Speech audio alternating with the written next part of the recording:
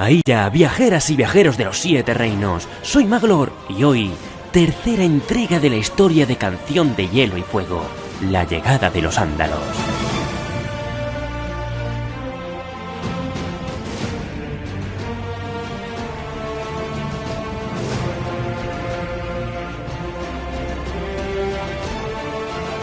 Tras nuestro repaso por la edad de los héroes, llegamos a la segunda gran invasión de Poniente, la llegada de los Ándalos. Veremos las motivaciones que llevaron a este pueblo a cruzar el mar angosto, viviremos con ellos su llegada al Valle de Arryn y concluiremos con su devastadora conquista al sur de Poniente. Si has llegado a estas crónicas sin haber visto las dos anteriores, tienes un índice con los enlaces en la descripción. Estas son las crónicas de hoy, así que afilad espadas, desenvainad mandobles y comenzamos.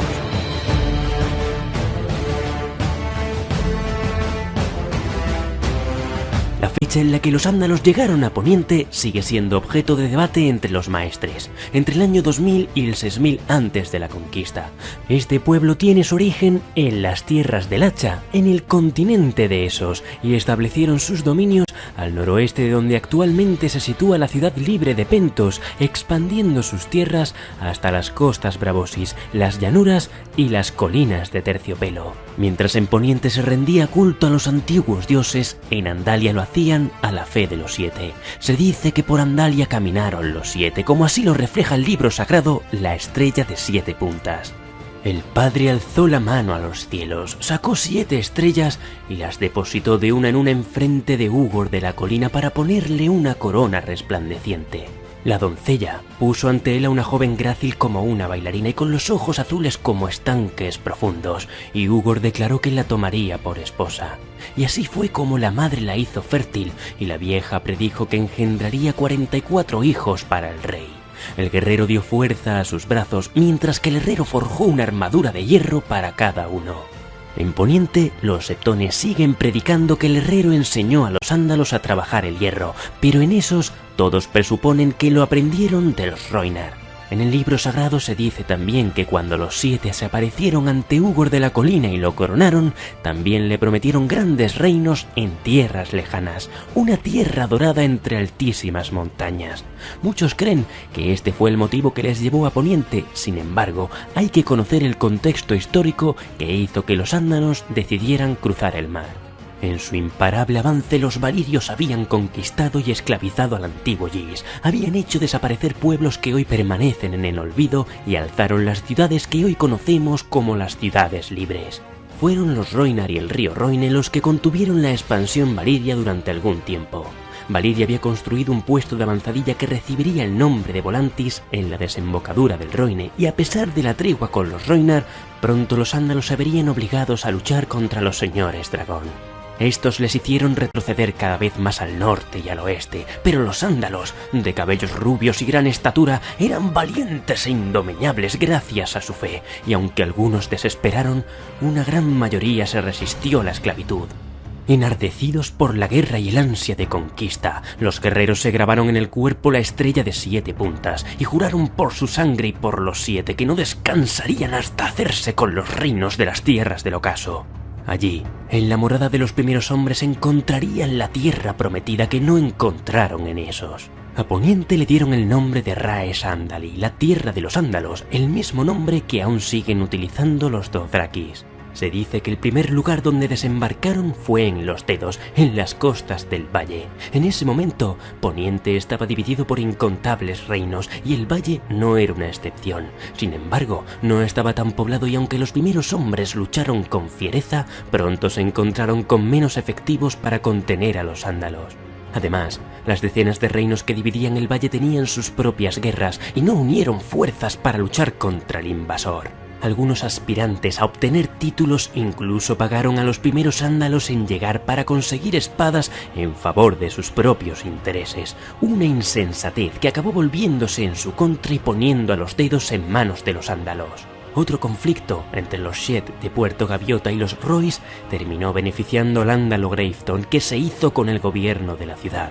Fueron precisamente los Rhoys, los reyes de bronce de piedra de las runas, los que durante 3 generaciones presentaron la mayor resistencia en el valle contra los Ándalos. Para entonces, los Ándalos ya controlaban 3/4 partes del valle. el rey Robert Royce unió unos pocos focos de resistencia de los primeros hombres bajo un mismo estandarte y se proclamó gran rey del valle. Juntos consiguieron recuperar los dedos y Puerto Gaviota, unas victorias efímeras que los primeros hombres no consiguieron igualar en la batalla de las 7 estrellas, porque los ándalos también se habían unido bajo un único estandarte para afrontar la furia de los primeros hombres, y no lo hicieron bajo el mando de un señor, ni un príncipe, ni un rey, sino de un caballero. Ser Artis Arryn manejaba hábilmente espada, lanza y hacha y era un dirigente sagaz. El Caballero Halcón le llamaban. En igualdad numérica los dos ejércitos se encontraron al pie de la lanza del gigante. Robert Royce tenía la altura como ventaja, Artis Arryn una caballería 10 veces superior. Cuando los ándalos miraron el cielo gris del alba, 7 estrellas resplandecieron al oeste. Los dioses estaban con ellos. Las trompetas de la vanguardia de los ándalos acompañaron la carga por la ladera con los estandartes al viento. Los primeros hombres no se amilanaron por la señal del cielo, sino que se mantuvieron firmes y comenzó una cruenta batalla como pocas hubo en la historia del valle.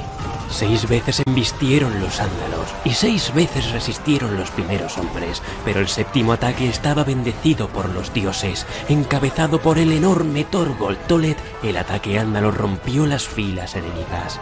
Cantan los bardos que iba riendo, desnudo de cintura para arriba, con una estrella de 7 puntas grabada en el pecho y con un hacha en cada mano. Acabó con los guerreros de los Refor y su señor a pesar de sangrar por 20 heridas, y acabó con la hechicera Ursula Upcliff con sus propias manos tras haber clavado sus 2 hachas en pechos enemigos. Pero aun cuando los ándalos penetraban como una ola imparable entre las filas enemigas, ni siquiera en ese momento los primeros hombres se acobardaron y comenzó el contraataque. El gran rey Robert Royce alzó a dama desesperada la espada que había arrancado de las manos muertas del rey de los dedos y se abrió paso hasta el gigante Thorgold, que fue abatido mientras aún reía. Entonces, en el fragor de la batalla de las 7 estrellas, el gran rey visualizó al caballero dragón y espoleó su caballo hacia él. Dama desesperada cortó su yelmo con alas y el ándalo cayó abatido. Robert Royce creyó que la victoria era suya, pero las trompetas irrumpieron en el amanecer y al girarse en su silla vio que a su espalda 500 caballeros ándalos atacaban por la retaguardia. Encabezando el ataque, un paladín recubierto de acero plateado con una luna y un halcón en el escudo y alas en su yelmo, el auténtico Artis Arryn.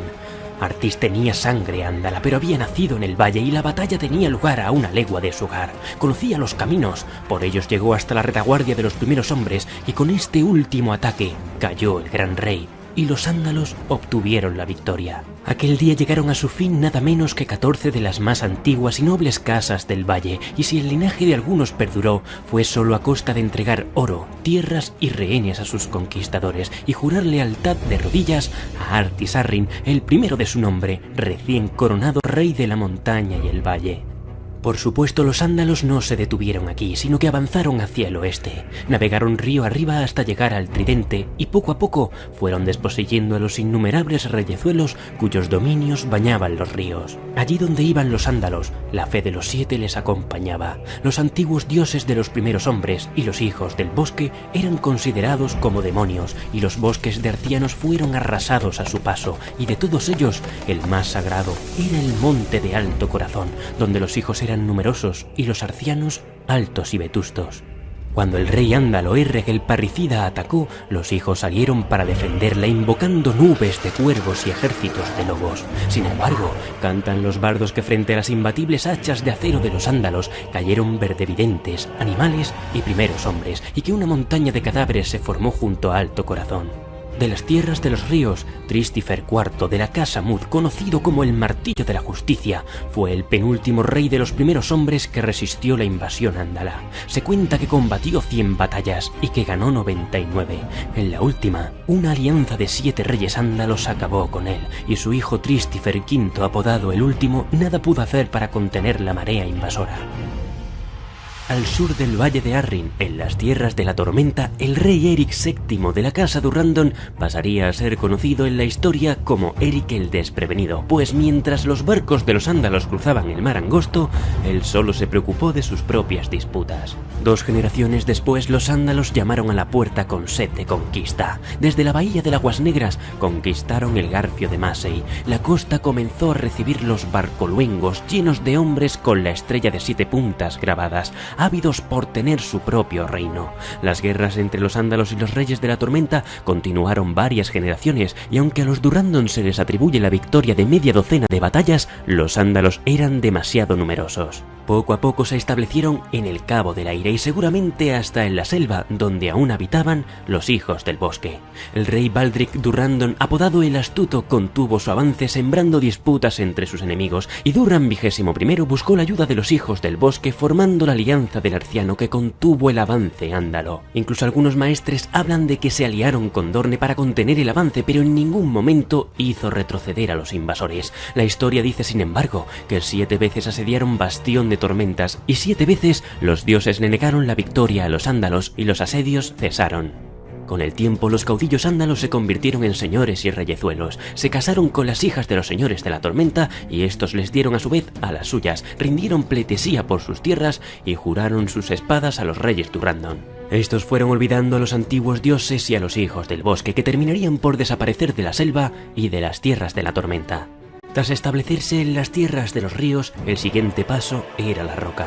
Las tierras del oeste habían alcanzado su máxima frontera. Lannisport se había convertido en la segunda ciudad más importante de Poniente después de Antigua, y los Lannister, los reyes de la roca, sabían que tarde o temprano verían llegar la estrella de 7 puntas a sus fronteras. Los primeros ataques fueron contenidos por los reyes de la roca, pero antes de que llegara un tercer ataque, el rey Tyrion III y su hijo Geralt vieron la posibilidad de una derrota y optaron por una nueva y cauta estrategia. Concertaron bodas y alianzas, pero sabían de las traiciones del valle, por lo que a cambio exigieron que hijos e hijas de los señores ándalos fueran enviados a Roca Casterly como pupilos. Oficialmente servirían como escuderos, coperos y pajes, pero al mismo tiempo eran rehenes ante posibles rebeliones. Con el tiempo, el rey Geralt III no dejó hijos varones y el marido de su única hija fue coronado rey, adoptó el apellido Lannister y así Joffrey Lannister se convirtió en el primer rey ándalo de las tierras del oeste. En el dominio, los reyes del Reino Verde observaron desde lejos lo que sucedía en el valle, las tierras de los ríos y las tierras de la tormenta. Sabían que tarde o temprano los ándalos llegarían atraídos por la riqueza y prosperidad de Alto Jardín. Sabios y prudentes no se aliaron con los ándalos para derrocarse entre ellos. El rey Gawain IV de la casa Gardener buscó ayuda de los hijos del bosque con la intención de que los verdevidentes frenaran con su magia a los invasores. El rey Mern II rodeó Alto Jardín con una nueva muralla y su sucesor colmó de oro y honores a una bruja del bosque que aseguró ser capaz de invocar un ejército de muertos que harían batirse en retirada a los ándalos. Sin embargo, la llegada de los ándalos tardó en llegar y en ese tiempo en el trono de roble se sentaron los 3 reyes sabios.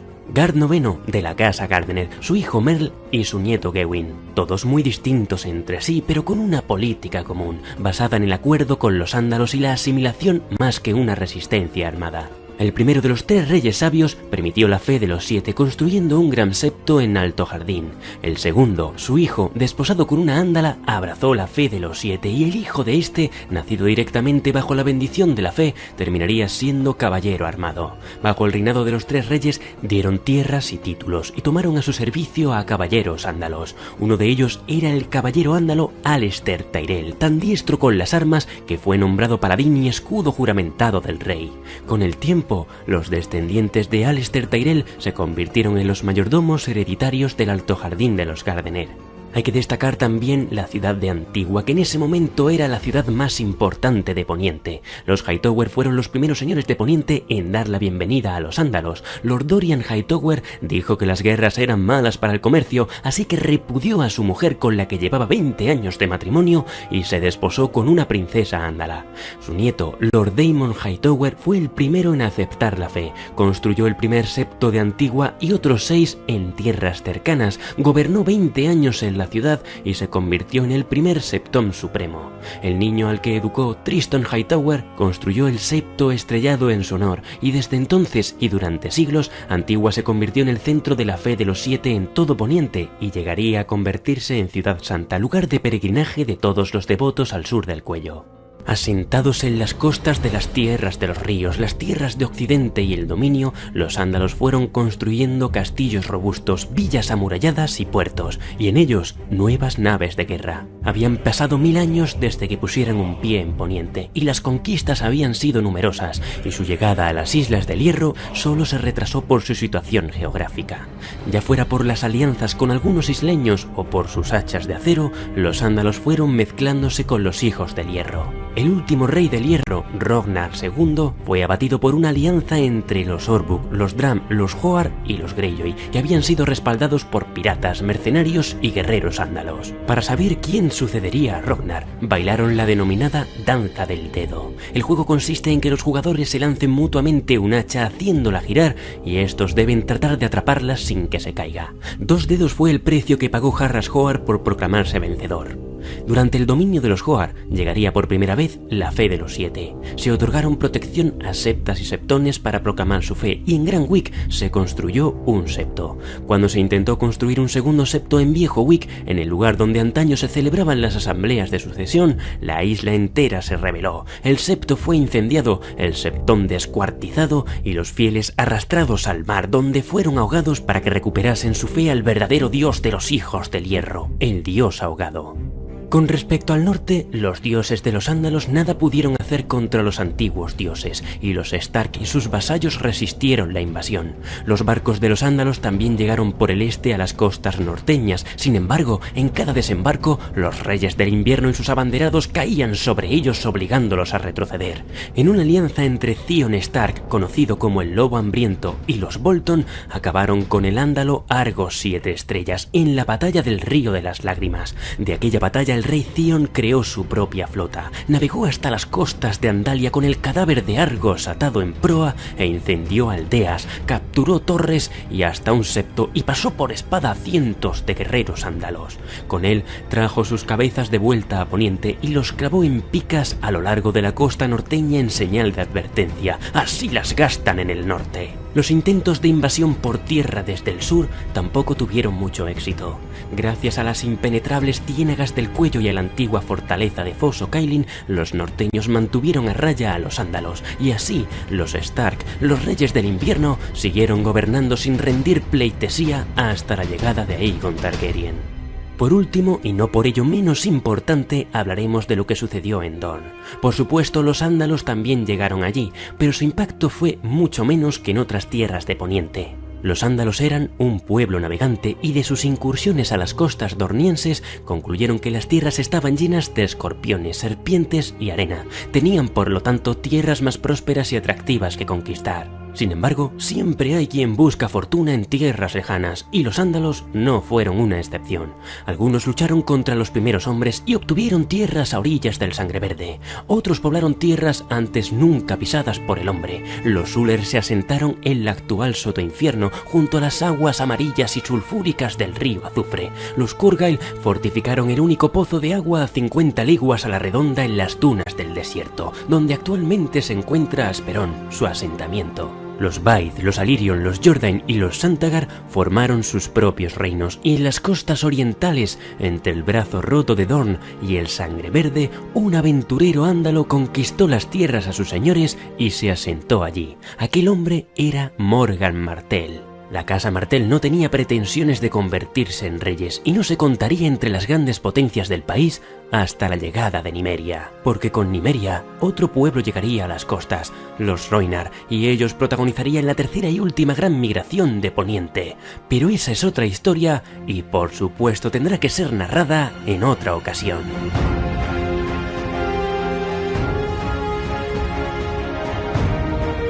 Y hasta aquí la tercera parte de la historia de Poniente. En la siguiente entrega hablaremos de la llegada de los Rhoynar a bordo de las naves capitaneadas por la princesa Nymeria. Ya sabéis que podéis seguirme en Twitter y descargar y escuchar estas crónicas en mi podcast Crónicas de Poniente de la plataforma iVoox.